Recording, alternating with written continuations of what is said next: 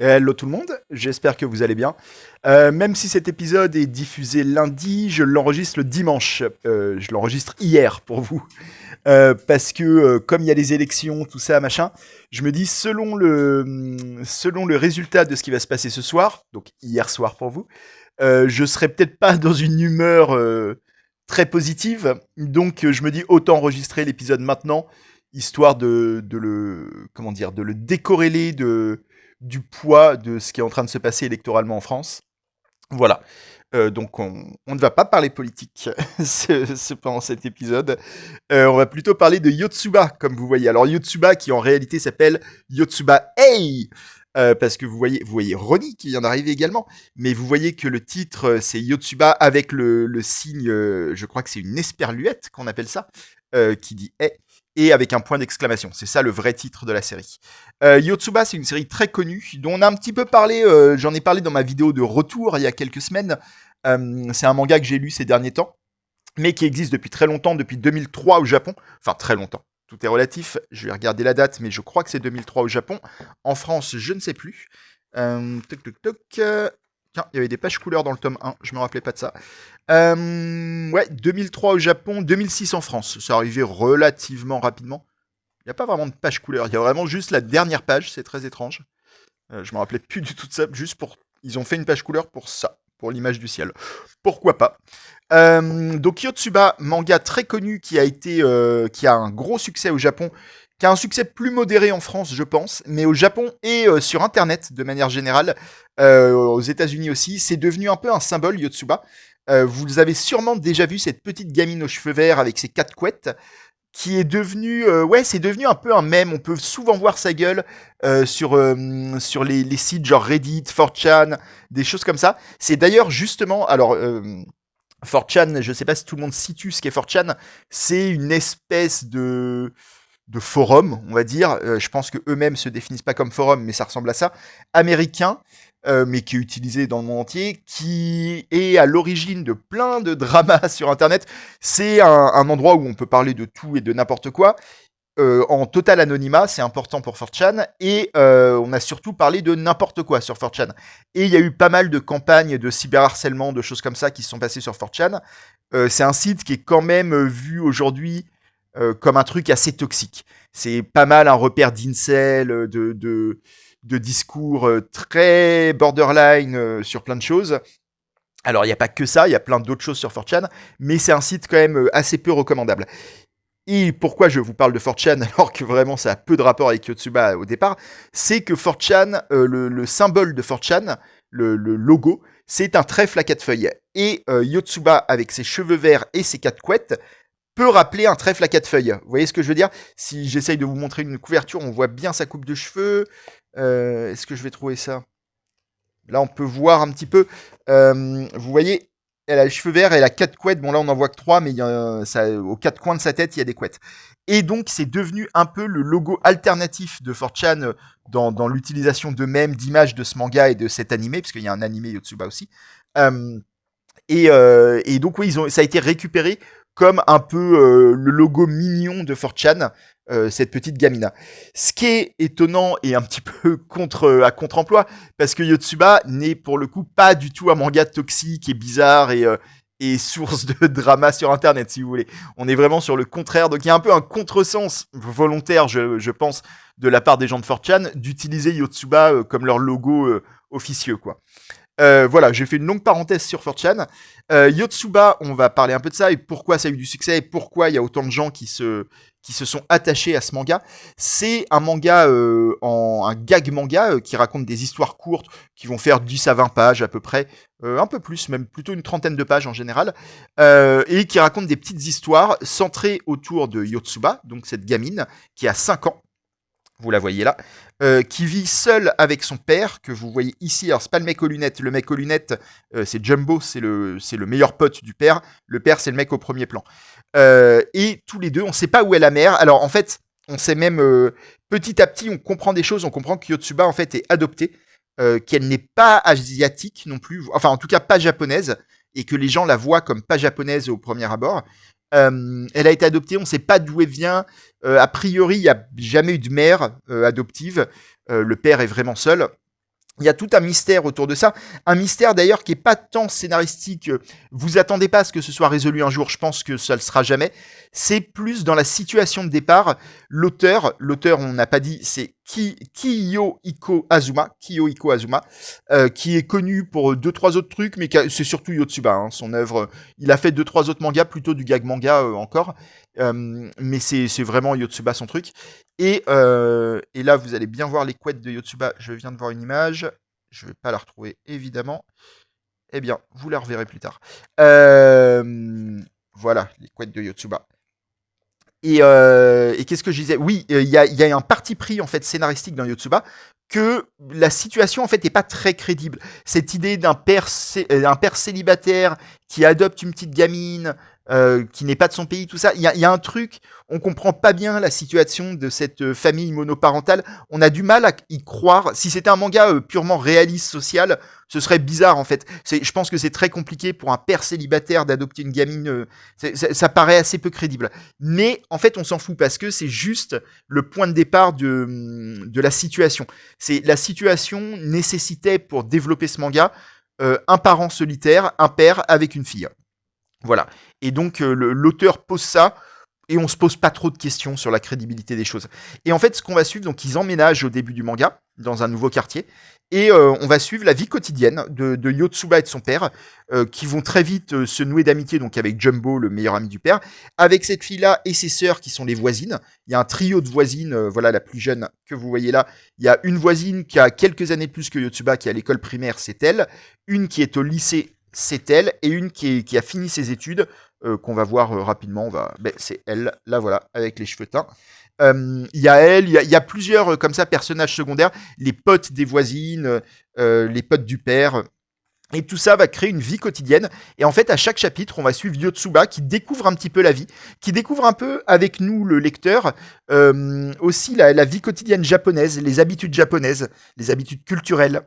Euh, Donc il y a un petit côté aussi, découverte de la vie quotidienne. Et pour nous, ça se rajoute cette dimension-là, nous français, ou nous non japonais en tout cas, se rajoute la dimension de découverte un peu du Japon quotidien. C'est un élément dont on avait parlé, je pense, dans ma vidéo sur GTO, c'est-à-dire les mangas qui sont très inscrits dans le quotidien japonais et qui involontairement, c'est pas leur but, ils n'ont pas un but pédagogique à ce niveau-là, didactique, mais nous apprennent à nous non-japonais certaines choses de à quoi ressemble la vie du Japon. La vie des Japonais en tout cas. Donc Yotsuba, ça va être tout ça, sur des petites tranches de vie comme ça, qui sont humoristiques, qui sont destinées à faire rire globalement. Pas forcément à faire rire aux larmes, c'est pas forcément des grands éclats de rire. Il y a des chapitres extrêmement drôles. Je vous avais parlé dans la vidéo de retour que j'évoquais, je crois que c'est dans le tome 4, si je dis pas de bêtises. Tome 4, non, ça doit être tome 5, je vous retrouve ça. Moi, mon chapitre favori en termes d'humour, c'est celui-là, Yotsuba et Cartox. Cartox, c'est un déguisement de robot que vous voyez là, qui est porté par la pote d'une des sœurs. Là, c'est évidemment pas un vrai robot. Et sauf que Yotsuba, qui a 5 ans, pense qu'elle vient de rencontrer un vrai robot. Vous voyez ses yeux qui deviennent complètement ouf. Et donc, elle est trop heureuse d'avoir rencontré un robot. Et les deux filles, la voisine et sa pote, décident un peu de lui jouer un tour et de lui faire croire qu'effectivement, Cartox est un vrai robot. Sauf que ça piège les voisines, enfin ça piège surtout la pote de la voisine, qui ne peut plus ensuite sortir du déguisement. Yotsuba lui met des coups, le chapitre est vraiment très drôle. Ça rappelle, comme je disais, un épisode de South Park, l'épisode Génialo, qu'il faut absolument voir, qui est vraiment basé sur la même idée. Et voilà, donc ce chapitre-là, par exemple, est vraiment hilarant. Et il y en a d'autres qui sont hilarants. Le rapport de Yotsuba à ce mec-là, qui est un des potes du père, et qui est un pote qui se la pète un peu. Et Yotsuba décide de le détester. Day One, ça devient son ennemi. Et on sait jamais trop pourquoi. Et c'est de plus en plus son ennemi. À chaque fois qu'il vient chez eux, Yotsuba n'en peut plus. Elle a envie de le virer. Et voilà, l'insulte. Il y a un truc qui se développe entre eux, où les deux se détestent un peu, mais se détestent de manière mignonne, quoi. Et c'est justement d'ailleurs le grand pouvoir de la série Yotsuba, c'est que Yotsuba, la gamine, est extrêmement mignonne, elle est extrêmement attachante. Ça peut aussi évoquer un manga dont on avait déjà parlé, qui est le manga Barakamon. Barakamon qui, pareil, en fait, avait vraiment, sur le papier, c'est des mangas très similaires, parce que Barakamon, pareil, met en scène des tranches de vie, sur une petite île. Alors, le contexte est un peu différent. Barakamon est très rural. C'est vraiment le Japon rural insulaire. Et C'est en mode tranche de vie et avec pareil une petite gamine qui est un peu au centre de l'intrigue, qui elle aussi d'ailleurs n'a pas de mère. Il y a vraiment tout ce truc-là. Alors elle a même pas de parents, hein, si je dis pas de bêtises. J'ai un petit doute. Mais la gamine de Barakamon a vraiment une situation un peu similaire à celle de Yotsuba. Et elle aussi est très mignonne et très attachante. Elle est un peu plus âgée que Yotsuba, mais voilà, les deux séries peuvent vraiment être mises un peu sur la même étagère. Mais il y a un truc assez différent, c'est que finalement, Barakamon se place plutôt à hauteur d'adulte. On va suivre un mec qui débarque sur l'île et qui fait sa vie. On suit plutôt la vie de ce mec. Et qui est un maître en calligraphie. Je sais pas si vous vous rappelez de Barakamon, je vous renvoie à la vidéo qu'on avait fait dessus.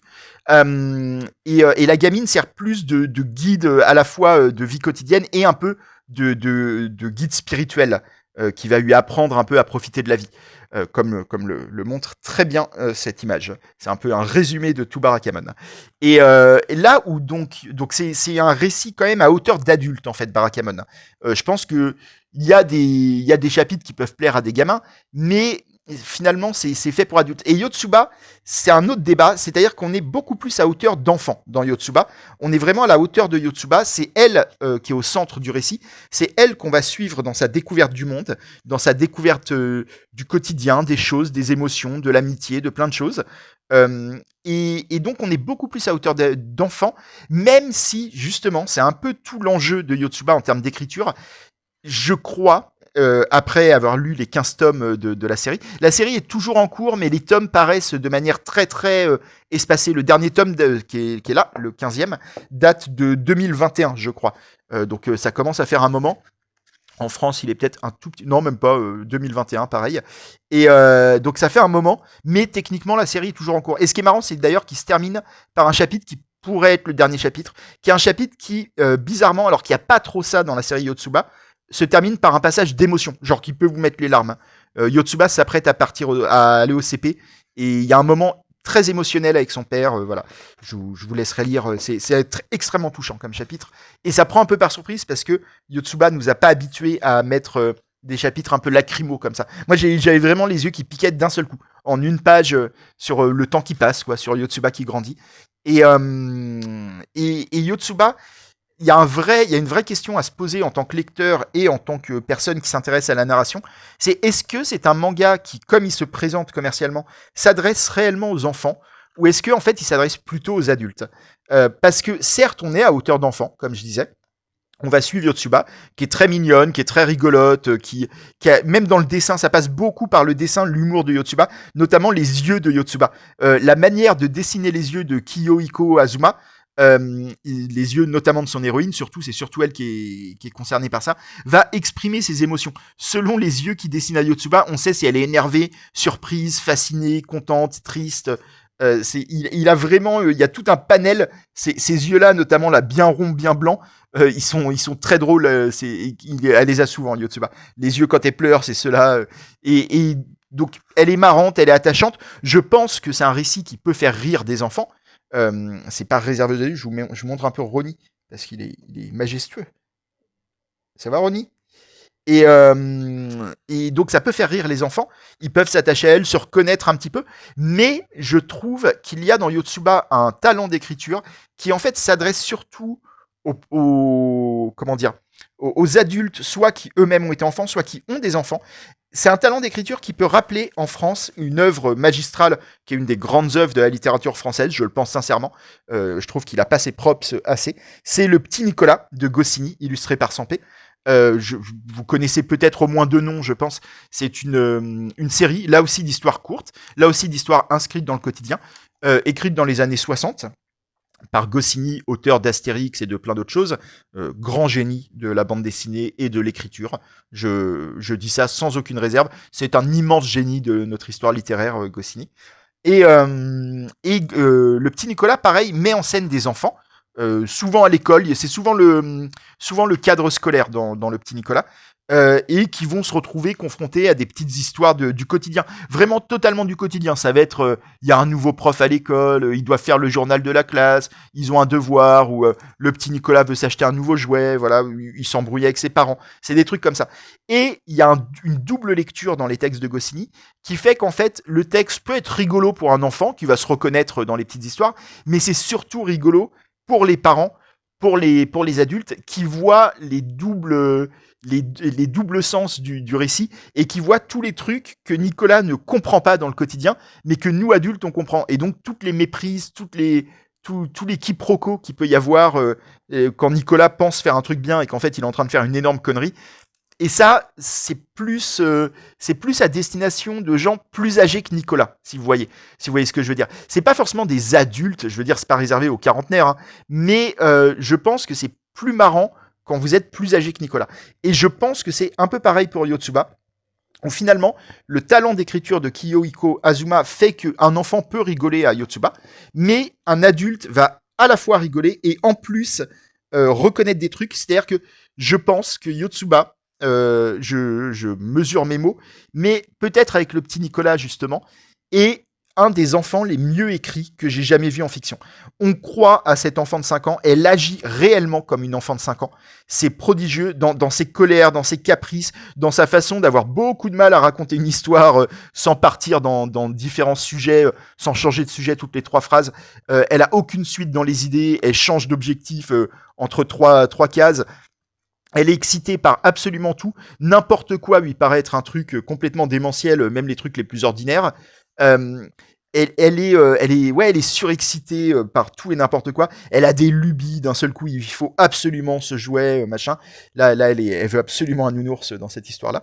Et, euh, et, et elle est très bien écrite. Et je trouve que c'est très dur d'écrire les enfants, notamment dans des histoires. Alors là, l'auteur, c'est comment dire, c'est préparer un terrain où ça rend un peu plus facile d'écrire un enfant, dans le sens où il n'y a pas de grande histoire dans Yotsuba. C'est vraiment que des petites tranches de vie du quotidien.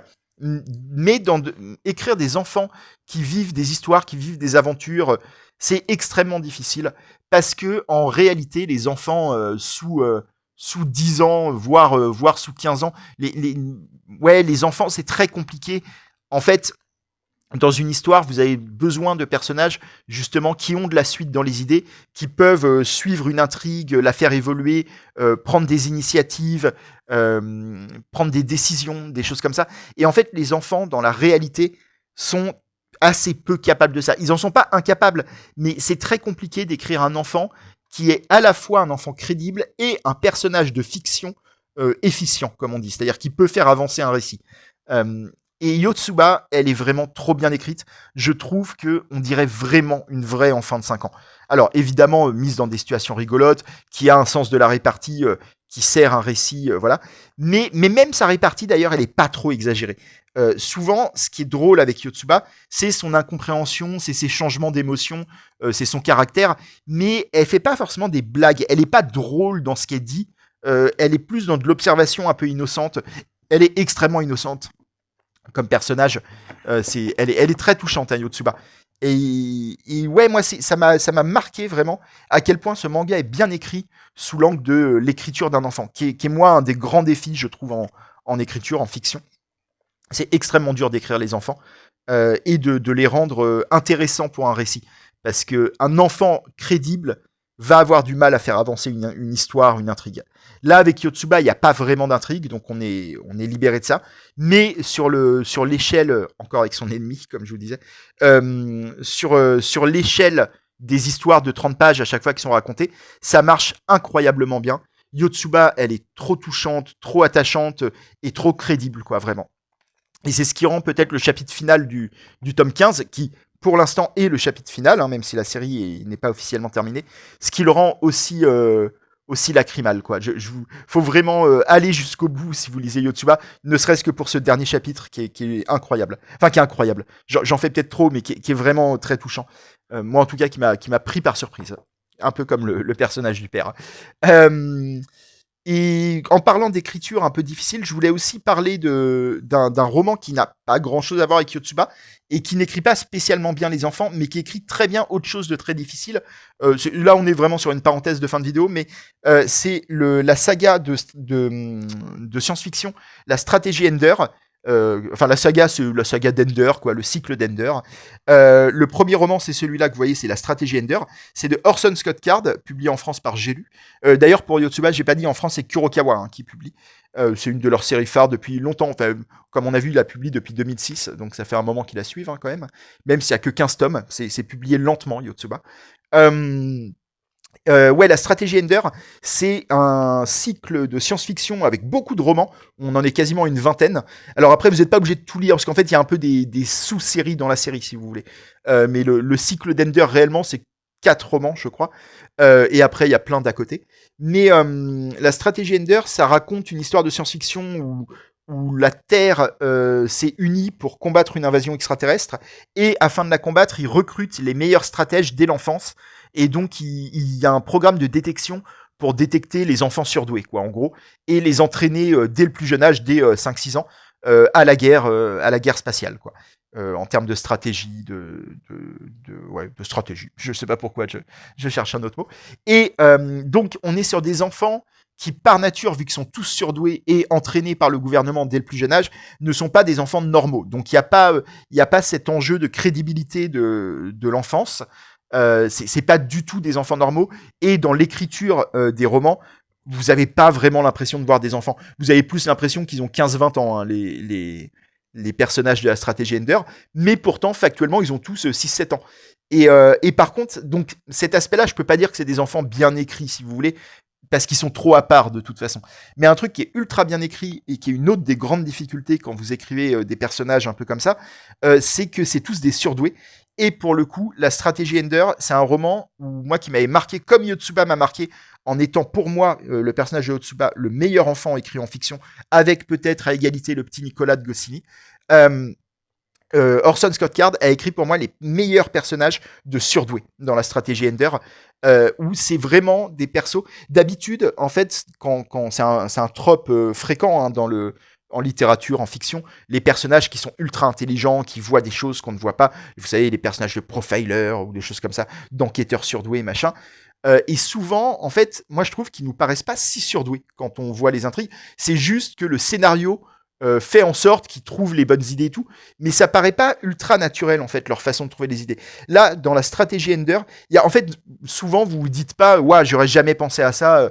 Vous vous dites juste, ben oui, il a bien trouvé l'enquête, mais en fait, avec les mêmes éléments, n'importe qui serait arrivé là. Et c'est normal, c'est parce qu'en fait, les scénaristes eux-mêmes ne sont pas surdoués. Donc c'est très dur d'avoir des idées de surdoués, surtout si c'est une série télé ou quoi, une fois par semaine, quoi. Et là, dans la stratégie Ender, vraiment, Orson Scott Card a réussi à faire des enfants où moi, à chaque fois qu'Ender prenait une décision, mettait en place une stratégie ou quoi, je me disais, mais j'aurais jamais pensé à ça.